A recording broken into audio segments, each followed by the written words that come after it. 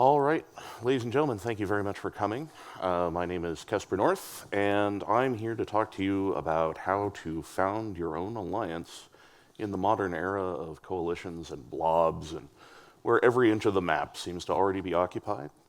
And I'm also here to talk to you about what you can do when the sad day finally comes that you're ready to wind up your alliance and go back to actually flying spaceships. A little bit about myself to start with. I have been the CEO of two self-holding alliances. The first one was Magesta Empire, which was not an alliance that I founded. It was one that I sort of took control of during a political crisis point.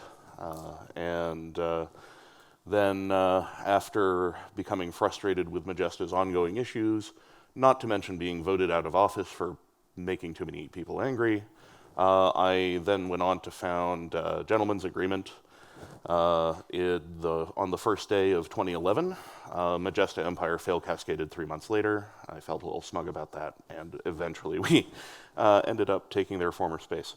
I was also a member of CSM8, and I'm currently a diplomat for Goonswarm Federation, so I have at least some background in this field.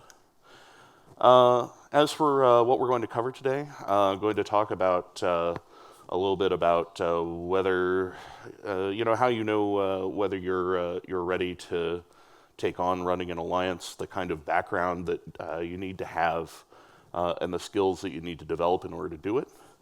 Going to talk about democracy in EVE a little bit as I cover how you form the structure of your new alliance's leadership. Going to talk about narrative and how important that is to drive the motivation of your members by feeling like they're part of a story and part of something bigger. Talk a bit about negotiation between both your allies and your enemies, recruiting new corporations, how to fund an alliance that's totally broke and doesn't have any money or resources, how to deal with your allies when they get uppity.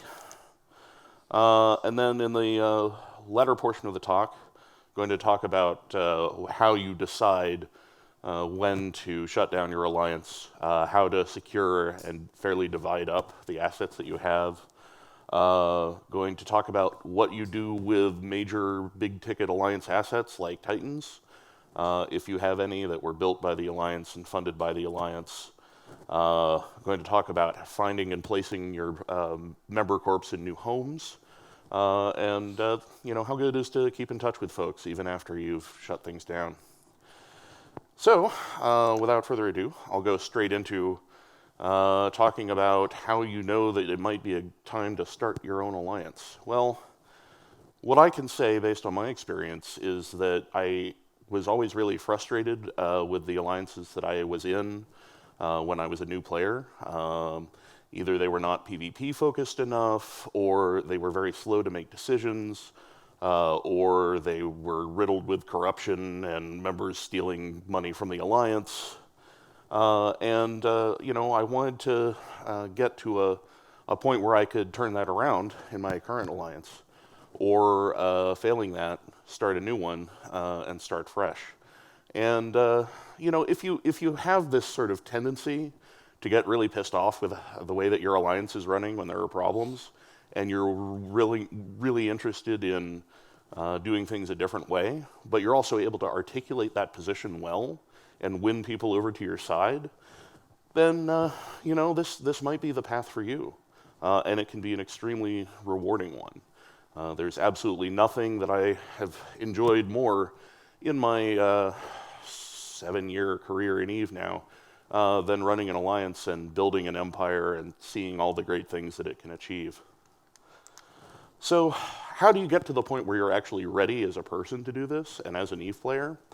In the past, there's always kind of typically been two different kinds of alliance leaders. There's the sort of rockstar FC guys like Elo Knight and Shadu and that sort of thing, who have sort of a cult of personality and a following, who pilots flock to their side because they want to fly for them, and they give them good fights. And that's a totally viable path, but not everybody's an FC. I'm certainly not. I'm a terrible FC. I whelp things hilariously all the time. But I am pretty decent at politics and reasonably good at talking to people. And that's a perfectly viable background for alliance leadership. There's a lot of folks who are like that. The Midhani is an excellent, famous example. He's not really an FC in most of the time, though he does run the occasional cap fleet, which is a little scary. But he does have an extremely solid background in politics and negotiation. You can get to this point by actually working as a diplomat for alliances. That's actually a really important thing to do as you are developing as an EVE player, because not only does it give you, sort of a tour of the negotiation skills that you need to develop in a less what's the word I'm looking for, risky way that you necessarily would as an alliance leader, because you're normally dealing with stuff like ratting drama, stupid things like that. But that sort of ability to build consensus and negotiate is really important. But the other key aspect, and the reason why it's important to work as a diplomat before you try and run an alliance, is the contacts that you develop. Not just within your alliance, but especially with other alliance leaders, because as a diplomat, you'll be talking to them all the time, whether it's your allies, sometimes your enemies. And that is really valuable when it comes time to starting your new alliance, because those are the folks you have to convince to give you a seat at the table. If you can develop a relationship with other alliance leaders in EVE, that gives you an opportunity to work with them later on to get space for the alliance that you're trying to start. While you're working on this also, that's when you can kind of be building your following. If you become a well-known name in your alliance and in other alliances, that means that people will be more likely to follow your banner when you actually go out and start your own alliance. And then when you're really getting to the point where you're thinking about actually kicking off, starting to the alliance, that's when you can start talking to all these contacts and trying to persuade them to come over to your side. So when you get to that point, it's really especially important to be targeting sort of the hot spots in EVE and where the big conflicts are, because that's where you're going to have a space to move into. When I was founding Gentleman's Agreement, it was right when the NC and Goonswarm were helping test take Fountain from IT Alliance. I actually negotiated the agreement for Gentleman's Agreement's first space before the Alliance even existed. We didn't have any members. We didn't have anything other than me and a single corp that was going to start a new alliance. And I was on an airplane from Seattle to Boston talking to Montolio, who I'd had a fairly lengthy relationship with in the past. In fact, he had asked to move into space alongside my former alliance, Majesta, previously. And I had given him the opportunity, but in the end he decided not to take me up on it. But he still remembered that negotiation, and we got along reasonably well at the time. This was before Montolio went completely insane. He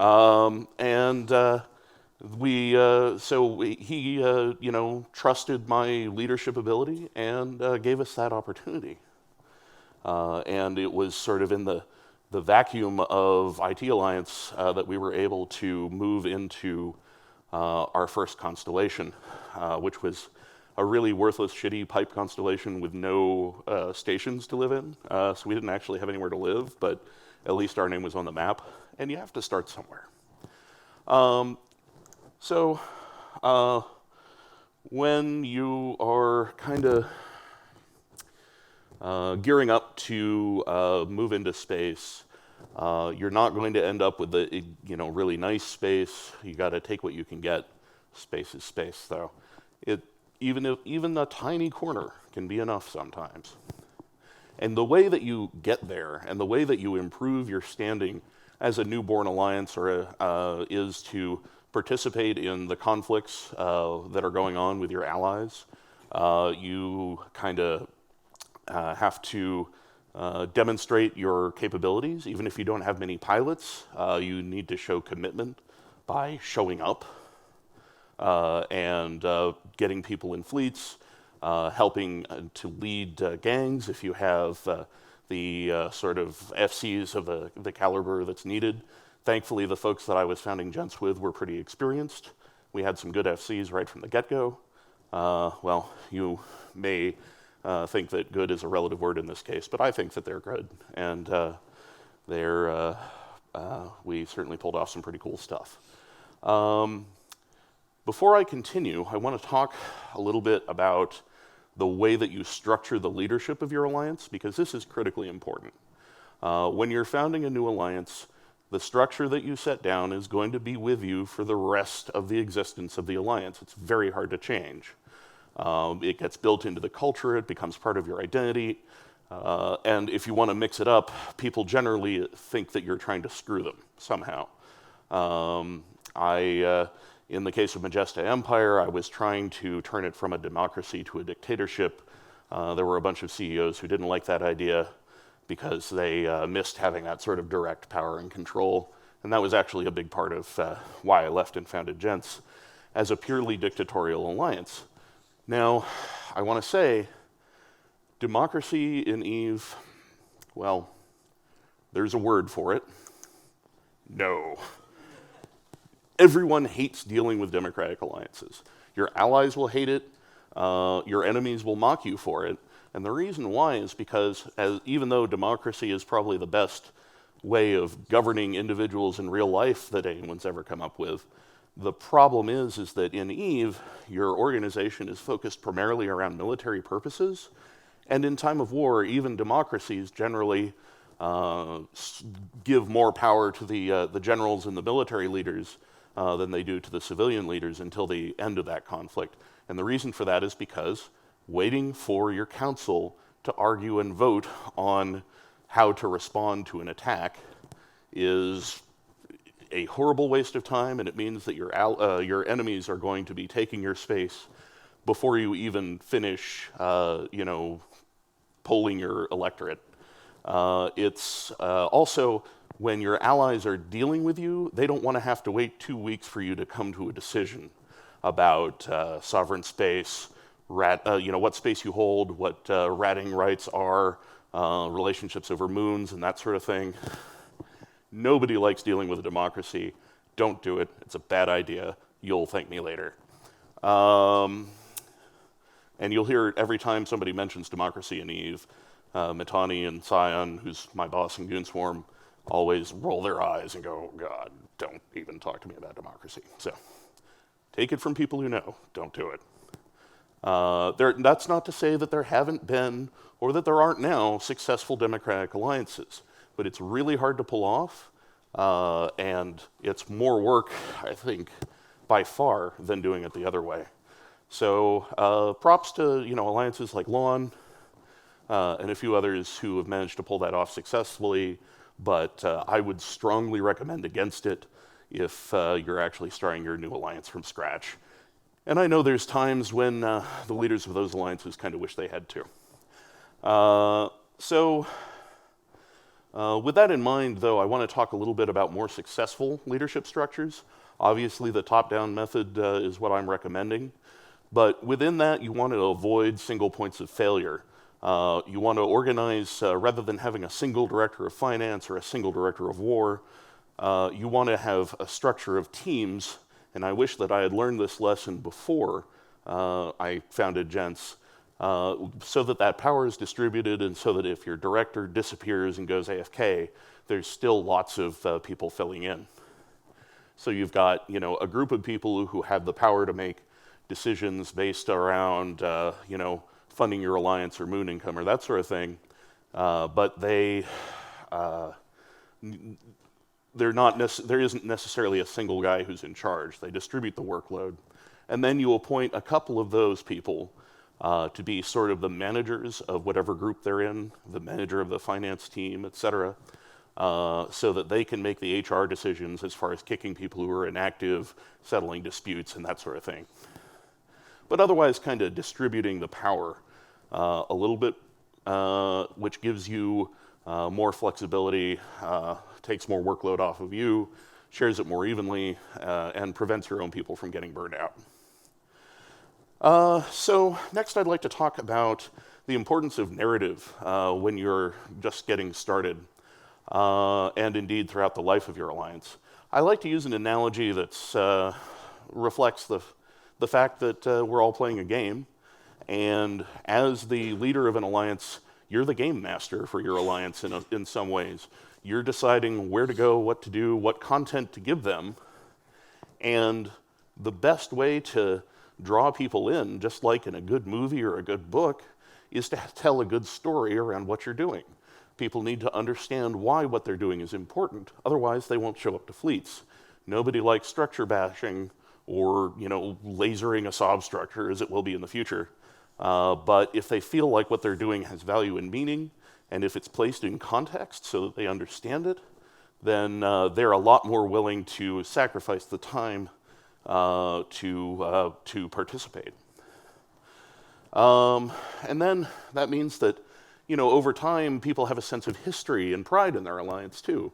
You can talk about the time when you almost had that damn Nix, but it disappeared when it was in structure after 15 minutes after logging off, or the time that you almost fail cascade, or that you did fail cascade an alliance after deploying and attacking them for 2 weeks. That sort of thing. The other thing you want to do is give your alliance a sense of identity. One of the hardest decisions that we had to make when we were, when the folks that I founded Gents with were talking about it, was coming up with a name. Just coming up with a good name that kind of fit the character of the alliance that we wanted to build. A logo, look and feel on the website, branding, in other words, which sort of acts as a sort of visual shorthand to make it clear the sort of culture that you wanted to foster. In the case of Gents, what we really wanted to do was make it clear that we were a group who wanted to have fun in sort of a gentlemanly, elegant, laughing behind our cigars sort of way, while still being perhaps at least having some aspirations towards competence, rather than just going silly and crazy and breaking stuff. And that actually worked out really well. We had a bunch of gentlemanly gimmick-named fleets and that sort of thing, and people liked the theme, and sort of were really into their virtual top hats and monocles. Not that you can actually get top hats apparently, but still, it's the thought that counts. And then also, it's really important to just be able to tie it all together and make sure that it's consistent. It doesn't make any sense to go with this sort of gentlemanly scheme and then somebody starts doing some crazy punk aesthetic for the propaganda that they're writing or whatever. It just doesn't fit together. And that sort of inconsistency sort of nags you like a bad tooth. So once you've kind of come up with the look and feel of your alliance and the sort of brand and the sort of culture that you want to promote, it's time to start talking with those other alliances that are in conflicts, looking for opportunities to find space. I covered this already a little bit. The easiest way, or at least what I feel the easiest way, and the way that I did it, was to talk to the allies that I had built up contact with as a diplomat and see how I could help them out. Test was looking to get all the bodies and fleets that they could get to fight IT, and they were very welcoming and receptive to the idea of having us come on board. They were doing the same thing with a number of other alliances, Fatal Ascension, wretched alliance called Babylon 5... and I can't remember the others. It was a long time ago, but they kind of gave everybody their own little pocket in Fountain Purely theoretically, mind you, we hadn't actually taken Fountain. We were just kind of coming up with what we would take over if we actually succeeded in getting the space. And then each alliance kind of focused on the area or the territory that it was supposed to move into. And actually, the space that Gents took over was literally the first space to fall in Fountain, which was in part because of the work that we were doing, SBUing and harassing them and making it not worth defending. So that worked out quite well. Ships for space, what does that mean? That means you're providing bodies in fleet in service of your allies' greater aims. And your allies will want to reward you for doing that with better space and more moon mining rights and that sort of thing. And the harder you fight, the more people you put in fleet, the more you can contribute as far as strategy and planning, the more respect you'll have from your allies, and the stronger your bargaining position will be when you're actually trying to take space, or divvy up space, I should say. Next, I want to talk about recruiting. This is also a really important area for a newborn alliance because obviously you're tiny and you need more people in order to do more cool things, take better space, and get involved in really big fights.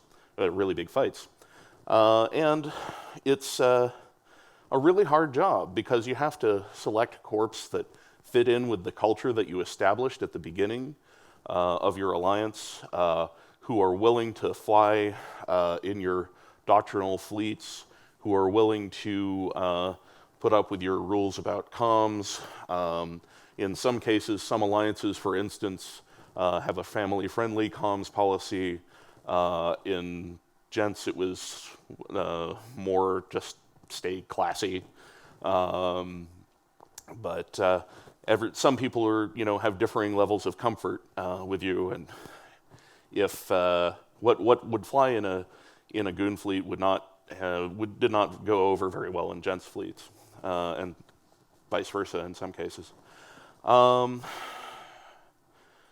then as you're recruiting corps, it's fine to go with smaller corps when your alliance is small, because in many cases that might be kind of the best that you can get. It's okay because as your alliance grows, those corps will be able to continue to recruit and grow themselves, and they can often be very successful. Newborn corps that have just been created, can actually be a real asset because they don't necessarily have the sort of baggage that a long-running corp has associated with it. They are more willing to adopt your culture, your alliance's culture, as part of their own. And they can turn out to be some of your best and most loyal corps. There was a corp called Strange Energy, which was created shortly after Gents was founded. They were one of our smallest corps. They ended up being also one of our most helpful and loyal, and produced more directors per member than alliance directors per member than I think just about any other corp except for Praxis Initiative, which was the founding corp of Gents. And last but very much not least, this is really important, and it's something that I always really struggle with because I don't want to ever make anyone feel bad. You have to kick corps that don't fit in, and you have to do it ruthlessly and quickly before it becomes clear that you will tolerate that kind of behavior. Shortly after we founded Gents, one of the corps that we brought on, if you know Securitas Protector, he was in a corp called the Minutemen, who apparently have actually improved a lot, and they're in the CFC now. I think. But Securitas was a friend of mine, and I brought on this corp that he'd joined, and they didn't do a single thing right. They never showed up to our fleets. They always flew in their own fleets in absolutely terrible comps or just kitchen sink fleets, and would lose things all the time. And we'd be in the middle of trying to take a system for our alliance, and they'd be off, I don't know, screwing around in Delve or something like that. Even though Securitas was a friend, even though we were a really small alliance that couldn't afford to be kicking members like that, there was only one thing that we could do. We had to get rid of them, and we had to do it quickly. Same thing goes for corps that, while they contribute a lot, they don't fit in with the culture. There was another corp, forget the name of it, but they ended up joining Fatal Ascension and then later Black Legion. And they were in test for a while too. They just, they were a great corp, really solid, really highly active guys, but they just didn't fit in with our culture at all, and we went our separate ways. You have to, kicking corps is probably the hardest part of an alliance leader's job, aside from firing people. It's never pleasant, never fun, but it is so necessary, and you have to not hesitate.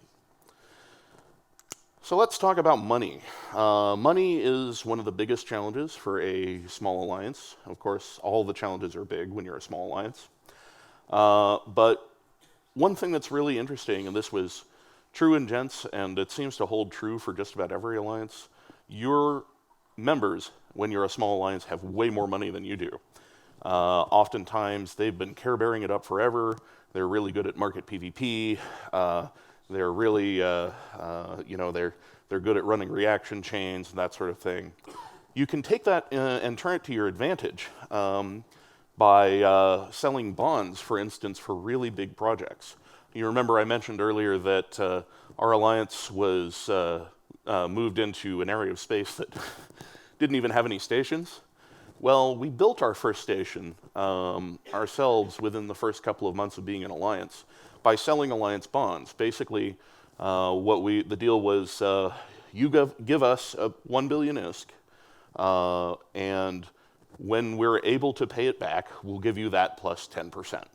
We'll put you on a list. We'll pay the bonds back in the order that they were paid into us, it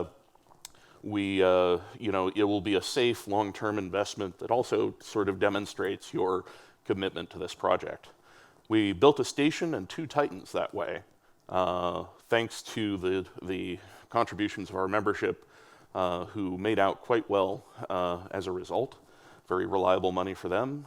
Nobody had to wait more than 6 months to get paid back, which was pretty good. Then at that point, we got to the point where we were literally rolling in technetium and Veiled this island and had more money than we knew what to do with, and it didn't matter anymore. But it was a surprisingly good way to get to the financial point that we needed to get there and build some desperately needed Titans. You also want to scrape every bit of moon income that you can out of your alliance, because that's the sort of the most easiest passive way of making money and often the most profitable. But when you're a new alliance, you usually don't have any good moons. So you have to resort to other methods like ratting taxes, which is not fun, but it is also a perfectly valid source of income. You can calculate, using the EVE API, you can fairly easily calculate how much your corp's members have ratted in the last month on a per corp basis, and then assign a tax rate or levy a tax on that ratting income. So if some member kills a rat and makes 1 million ISK, then at the end of the month, that corporation will give us 10% of that million. And it'll be calculated by the API. Well, that's one other thing that I want to talk about a little bit, is the fact that you will have a tremendous amount of need for IT expertise and even software developers, because the tools that modern alliances need to use in order to stay organized and manage all this stuff have grown in sophistication tremendously. You wouldn't believe the tools that GoonSwarm has access to as part of managing a gigantic coalition. Catching up to that is really hard. But even if you're not aspiring to the crazy stats-based stuff that GoonSwarm has, you have a need for voice comms, Mumble, TeamSpeak, what have you, some sort of out-of-game text chat like Jabber or Slack, Slack is actually not is a very new platform, but I really like it a lot. It's a web-based chat client used for Tweetfleet and a number of other organizations. And that's actually one thing that it makes really easy, because administrating a Jabber server is kind of a pain in the ass. But Slack makes it pretty easy. The problem is you have to pay for it. And all that stuff has to tie into the Eve API to make sure that the people who are connecting to your services are properly authenticated. So system administrators and software developers are in huge demand, and if you can get them to work for you, that's a really good thing. Even if they don't do a single other useful thing in Eve, the fact that they help do your IT stuff is worth gold, I am here to tell you. I lucked out because the guy that I founded Gents with, Lake, was a software developer and system administrator who already ran his own Eve-related Jabber server, so we just used that. And you can use it too. You're able to create your own rooms in Jabber that are secured by API. It's at eve-mail.net, and useful service. Still use it to this day. Next, I want to talk about dealing with your allies, who are sometimes more trouble than they're worth. When you're dealing with an ally who, most commonly this will be, they won't clear a moon that is supposed to go to your alliance, or their members are ratting your space and causing problems, or they're killing your guys. There was one notable incident from our days in Fountain. I remember when Fatal Ascension and Fidelis Constans, FCON, were having an argument over one of them was using the other's jump bridges to move freighters, like whole freighters that can empty out a jump bridge of liquid ozone very quickly to do their logistics with, rather than doing convoys or using a Titan bridge. And they actually started shooting at each other over this. Like, they killed a bunch of their freighters and caused a tremendous fuss within the coalition.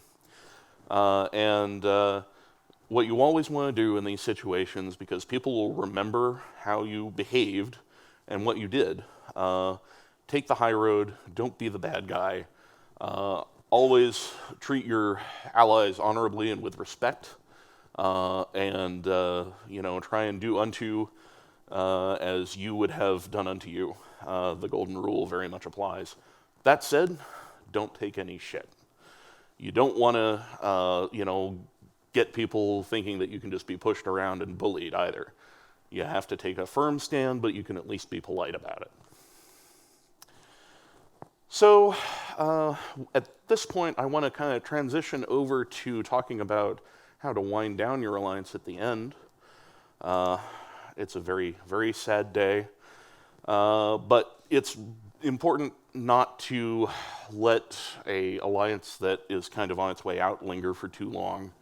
That way lies drama and corp and alliance theft, and all of your dirtiest secrets being splayed out on Reddit, like a corpse on an autopsy table for all to see. And it's not pretty, as we all know. In exactly this time last year, 2014, actually just shortly before Fanfest, which was then in April, I'd been going through a lot of serious real-life issues and just wasn't able to give Gents the time and attention that it needed. Lake, my co-CEO, had kind of gone AFK earlier that year, and he got a girlfriend, good for him, but such is life. We just found that we weren't really able to replace the people who were going AFK in director roles. I didn't have the energy to bring to the project at the time that it deserved. It wasn't fair to our membership. It wasn't fair to us. So I decided to call it quits. And it was one of the hardest decisions I've ever had to make, but I don't regret it, because the alternative would have been a mess. So the first thing you want to do when you decide to shut down your alliance is to pull roles in the exec corp immediately. Do everything that you can to secure your assets, to make sure that somebody doesn't go, oh, hey, we're closing anyway, I might as well steal everything that's nailed down. Don't forget to pull roles in your executor corp, any logistics corps that you have, any wallet holding corps. Just pull all the roles. If you need to give them back to people later, you can, but the first few days after making a decision to shut down Alliance are some of the hardest, and you don't want to give people the opportunity to do something stupid in the heat of the moment. And also just kind of do an audit of those corps to make sure that you know which alt belongs to who. That way you have a good understanding of, you know what characters to give roles to if you need people to perform tasks as part of shutting down the Alliance. Then when you get to that point, one of the things that was unique about the way that we shut down Gents was the way that instead of having one person run laughing all the way to the bank, like, say, Cartoon did when he disbanded Goonswarm a number of years ago, is to take all these assets and all the ISK that you had sitting around in your Alliance and actually give it back to the members, or at least to the member corps. In Gents, what we decided to do was divide both the physical assets, sovereignty modules, capital stockpile, fitted ships, that sort of thing, and the liquid ISK that we had on hand out amongst our member corps. And the way that we did that was we looked at their participation over time. That is, all this time while we'd been running the Alliance, we were collecting metrics on how fleet participation was, which corps were the best and most active corps as far as getting into strategic fleets, and which ones were showing up and bringing the most members. And also, you also want to account for the fact that some corps have been with you for a really long time, and you want to reward that loyalty. So time of service is also a factor. We did a simple averaging and normalization of participation across the alliances, and then multiplied that based on time of service, and came out with a nice distribution. It was actually remarkable how well and how fairly it worked out as far as what corps had really been contributing and how long they'd been in the alliance. We had 500 billion ISK of stuff to divvy up, so it was not a small amount. The top three corps came away with 150, 71, and 72 billion ISK each, which is not a bad chunk of change by any means. And then, the rest were smaller amounts, but, still pretty substantial. It gave people a feeling like, not only did they participate in Alliance and have good times, but they came away from it feeling like they hadn't been screwed over, and they still have a lot of, affection for the folks who were in Gents leadership as a result, and we still keep in touch to this day. And I'm really proud of this. Though I should disclose, aside from coming up with, the idea that we should divide the assets fairly, I didn't do any of the work. My directors actually figured out the equation that we used for dividing the assets and did all the legwork of auditing and accounting for it and everything else, which I really appreciated because I was going through a really difficult time at that time. So it was very kind of them to do that. There is, however, an elephant in the room, or a titan in the room. Alliances, often when they have the ability to do so, will build titans for high-value members of the Alliance, most typically fleet commanders, because it's always easier if a fleet commander is able to bridge their own fleets. That's bridge, not jump, boat, come on. So how do you, there's no way that you can just rip these titans away from these people. They have to voluntarily eject from the ship to hand it over. They're usually some of your brightest and most loyal people who have worked really hard for you, And you probably have one too as the alliance leader. I certainly did. What we did, we decided to just let people keep them. Not just because, it would, not just because we didn't want to argue about it, or because we wanted to reward the people who took on the responsibility and worked so hard for us, but because dividing up a Titan is really hard. You can't reprocess a Titan. You've still got to do something with it, whether it's selling it or what have you. And that would have been a lot of effort that we just didn't want to put up with. And everyone was pretty okay.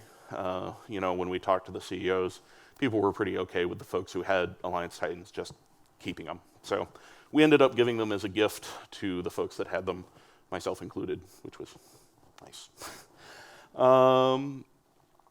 And another thing is you want to find a good home for the people who have been in your alliance. Your allies, obviously, are going to be the go-to place for this. The physical proximity is really helpful because when your members need to move from your staging system to your allies' staging system, they won't have nearly as far to go. But really finding a good cultural fit is really important.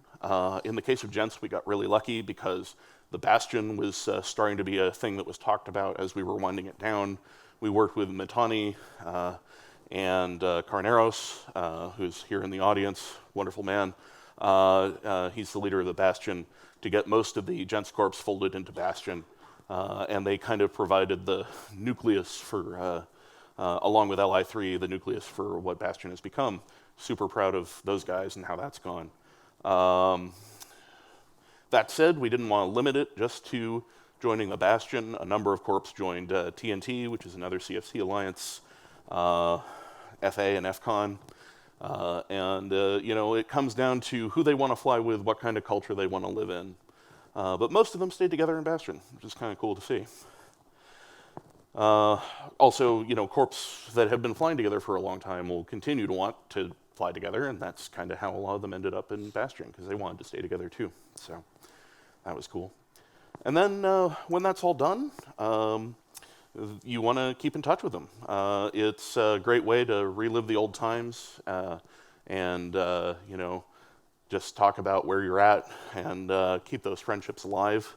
What we did was provide a Jobber channel on our old Jobber server where people could come and hang out and talk when they wanted to. The Gents alumni channel was called Country Club, and it's still great conversations going on in there every day, and a lot of fun, as well as my terrible, terrible puns. And I can't believe I've gotten through this entire talk without making one. Wow. Last but not least, I want to give thanks to those directors and leaders that I talked about who put in all this awesome effort, both putting together Gents. Almost all of these guys, I think with the exception of Ryan, have been were in Gents from near the beginning, Ryan and the Blood Tears. But I really want to call out Kinkun, Kippig, Nova, and Ryan for being the guys who did the legwork of dividing up the assets and making sure that winding down Gents was handled fairly and that people got what they deserved. And then, of course, Lake for founding the Alliance with me and working on that big project for years. That's all that I have in this presentation.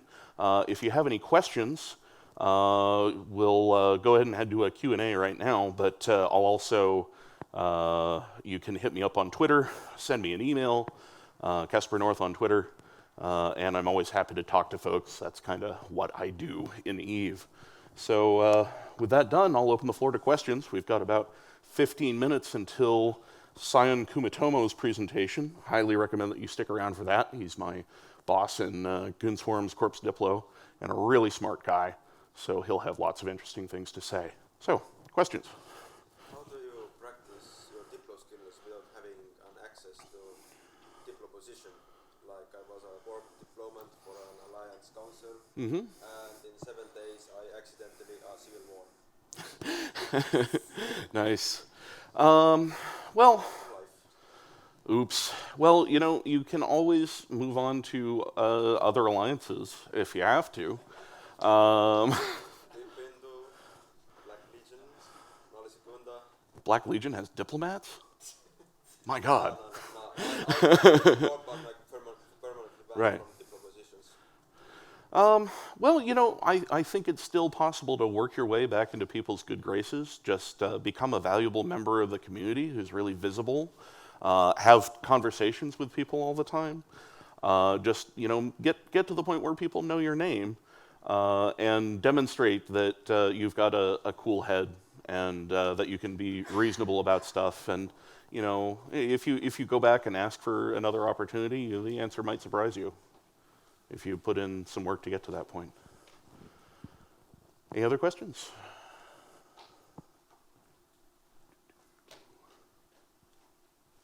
I'll take that as a no. Well, thank you very much, ladies and gentlemen. I really appreciate your time. Hope this was useful to you. Like I said, if you have any questions or thoughts, hit me up on Twitter or an email, and I'll see you at the bars tonight. Take care.